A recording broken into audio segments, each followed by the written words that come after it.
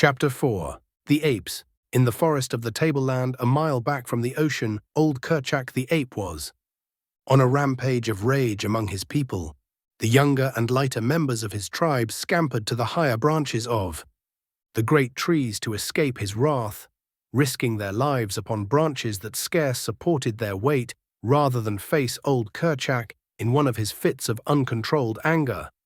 The other males scattered in all directions, but not before the infuriated brute had felt the vertebra of one snap between his great foaming jaws.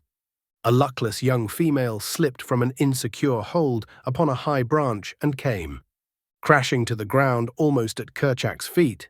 With a wild scream, he was upon her, tearing a great piece from her side with his mighty teeth and striking her viciously upon her head and shoulders with a broken tree limb until her skull was crushed to a jelly. And then he spied Kayla, who, returning from a search for food with her young babe, was ignorant of the state of the mighty male's temper until suddenly the shrill warnings of her fellows caused her to scamper madly for safety. But Kerchak was close upon her, so close that he had almost grasped her ankle had she not made a furious leap far into space from one tree to another, a perilous chance which apes seldom if ever take, unless so closely pursued by danger that there is no alternative. She made the leap successfully, but as she grasped the limb of the further tree, the sudden jar loosened the hold of the tiny babe where it clung frantically to her neck, and she saw the little thing hurled, turning and twisting, to the ground 30 feet below. With a low cry of dismay, Carla rushed headlong to its side, thoughtless now of the danger from Kerchak, but when she gathered the wee, mangled form to her bosom, life had left it. With low moans, she sat cuddling the body to her. Nor did Kerchak attempt to molest her. With the death of the babe, his fit of demoniacal rage passed as suddenly as it had seized him. Kerchak was a huge king ape, weighing perhaps 350 pounds. His forehead was extremely low and receding, his eyes bloodshot, small and close set to his coarse, flat nose, his ears large and thin, but smaller than most of his kind. His awful temper and his mighty strength made him supreme among the little tribe, into which he had been born some 20 years before.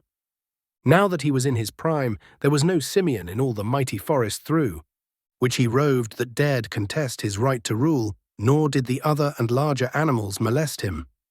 Old Tantor, the elephant, alone of all the wild savage life, feared him not, and he alone did Kerchak fear. When Tantor trumpeted, the great ape scurried with his fellows high among the trees of the second terrace. The tribe of anthropoids over which Kerchak ruled with an iron hand and bared fangs numbered some 6 or 8 families, each family consisting of an adult male with his females and their young, numbering in all some 60 or 70 apes. Carla was the youngest mate of a male called Tublat, meaning broken nose, and the child she had seen dashed to death was her first, for she was but 9 or 10 years old. Notwithstanding her youth, she was large and powerful, a splendid clean-limbed animal with a round, high forehead which denoted more intelligence than most of her kind possessed. So also she had a great capacity for mother love and mother sorrow. But she was still an ape, a huge, fierce, terrible beast of a species closely allied to the gorilla, yet more intelligent, which with the strength of their cousin made her kind the most fearsome of those awe-inspiring progenitors of man. When the tribe saw that Kerchak's rage had ceased, they came slowly down from their arboreal retreats and pursued again the various occupations which he had interrupted. The young played and frolicked about among the trees and bushes. Some of the adults lay prone upon the soft mat of dead and decaying vegetation which covered the ground, while others turned over pieces of fallen branches and clods of earth in search of the small bugs and reptiles which formed a part of their food. Others, again, searched the surrounding trees for fruit, nuts, small birds, and eggs. They had passed an hour or so thus, when Kerchak called them together, and with a word of command to them to follow him, set off toward the sea. They travelled for the most part upon the ground, where it was open, following the path of the great elephants, whose comings and goings break the only roads through those tangled mazes of bush, vine, creeper, and tree. When they walked, it was with a rolling, awkward motion, placing the knuckles of their closed hands upon the ground and swinging their ungainly bodies forward. But when the way was through the lower trees, they moved more swiftly, swinging from branch to branch with the agility of their smaller cousins, the monkeys. And all the way Kala carried her little dead baby hugged closely to her breast. It was shortly after noon when they reached a ridge overlooking the beach, where, below them, lay the tiny cottage which was Kerchak's goal. He had seen many of his kind go to their deaths before the loud noise made by the little black stick in the hands of the strange white ape who lived in that wonderful lair, and Kerchak had made up his brute mind to own that death-dealing contrivance and to explore the interior of the mysterious den. He wanted very, very much to feel his teeth sink into the neck of the queer animal that he had learned to hate and fear, and because of this, he came often with his tribe to reconnoiter, waiting for a time when the white ape should be off his guard. Of late they had quit attacking, or even showing themselves, for every time they had done so in the past, the little stick had roared out its terrible message of death to some member of the tribe. Today there was no sign of the man about, and from where they watched they could see that the cabin door was open. Slowly, cautiously, and noiselessly, they crept through the jungle toward the little cabin. There were no growls, no fierce screams of rage. The little black stick had taught them to come quietly, lest they awaken it.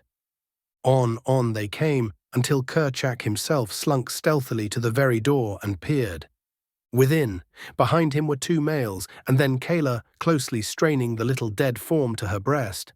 Inside the den, they saw the strange white ape lying half across a table, his head buried in his arms, and on the bed lay a figure covered by a sailcloth, while from a tiny rustic cradle came the plaintive wailing of a babe. Noiselessly Kerchak entered, crouching for the charge, and then John Clayton rose with a sudden start and faced them. The sight that met his eyes must have frozen him with horror, for there, within the door, stood 3 great bull apes, while behind them crowded many more. How many he never knew, for his revolvers were hanging on the far wall beside his rifle, and Kerchak was charging. When the king ape released the limp form which had been John Clayton, Lord Greystoke, he turned his attention toward the little cradle, but Kayla was there before him, and when he would have grasped the child, she snatched it herself, and before he could intercept her, she had bolted through the door and taken refuge in a high tree. As she took up the little live baby of Alice Clayton, she dropped the dead body of her own into the empty cradle, for the wail of the living had answered the call of universal motherhood within her wild breast, which the dead could not still.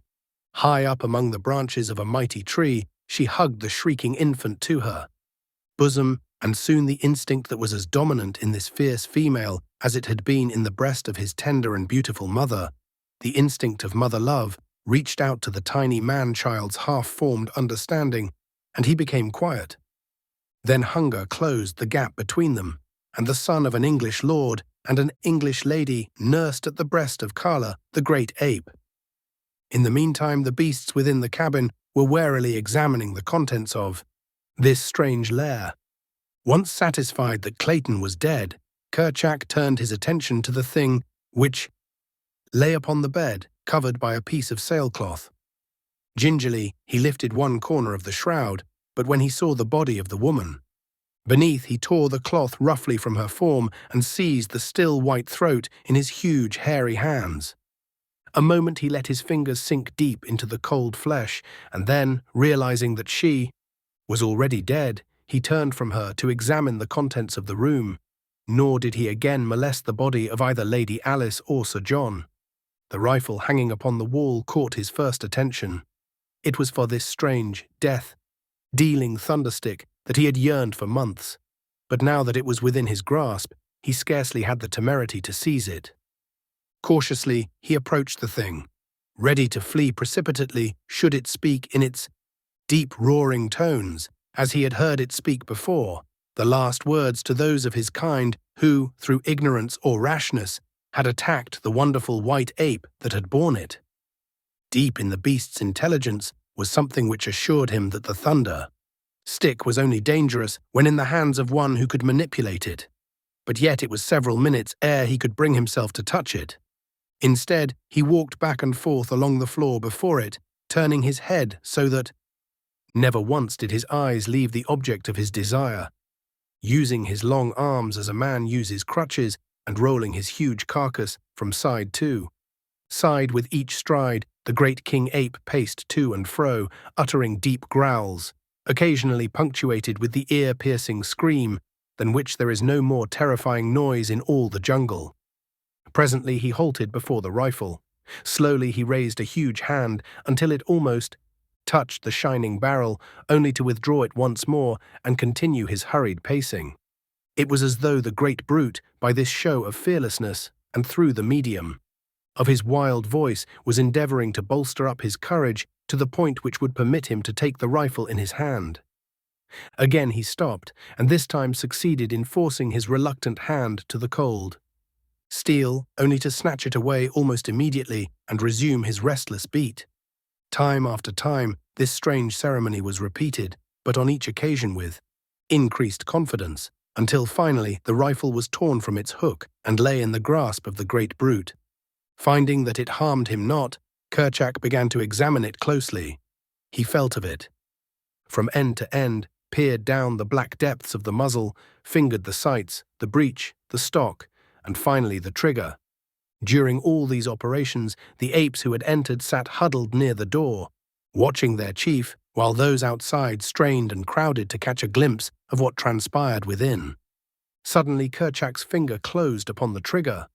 There was a deafening roar in the little room, and the apes at and beyond the door fell over one another in their wild anxiety to escape. Kerchak was equally frightened, so frightened, in fact, that he quite forgot to throw aside the author of that fearful noise, but bolted for the door with it tightly clutched in one hand. As he passed through the opening, the front sight of the rifle caught upon the edge of the inswung door with sufficient force to close it tightly after the fleeing ape. When Kerchak came to a halt a short distance from the cabin and discovered that he still held the rifle, he dropped it as he might have dropped a red-hot iron, nor did he again attempt to recover it. The noise was too much for his brute nerves, but he was now quite convinced that the terrible stick was quite harmless by itself if left alone.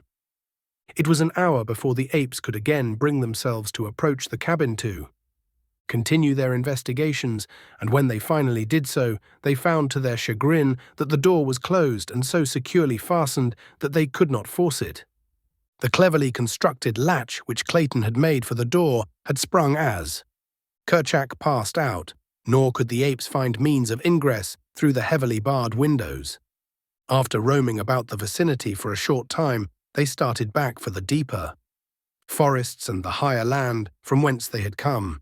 Carla had not once come to earth with her little adopted babe, but now Kerchak called to her to descend with the rest, and as there was no note of anger in his voice, she dropped lightly from branch to branch and joined the others on their homeward march. Those of the apes who attempted to examine Carla's strange baby were repulsed with bared fangs and low menacing growls, accompanied by words of warning from Carla. When they assured her that they meant the child no harm, she permitted them to come close, but would not allow them to touch her charge. It was as though she knew that her baby was frail and delicate and feared lest the rough hands of her fellows might injure the little thing. Another thing she did, and which made travelling an onerous trial for her. Remembering the death of her own little one, she clung desperately to the new babe with one hand whenever they were upon the march. The other young rode upon their mothers' backs, their little arms tightly clasping the hairy necks before them, while their legs were locked beneath their mother's armpits. Not so with Kayla. She held the small form of the little Lord Greystoke tightly to her breast, where the dainty hands clutched the long black hair which covered that portion of her body. She had seen one child fall from her back to a terrible death, and she would take no further chances with this.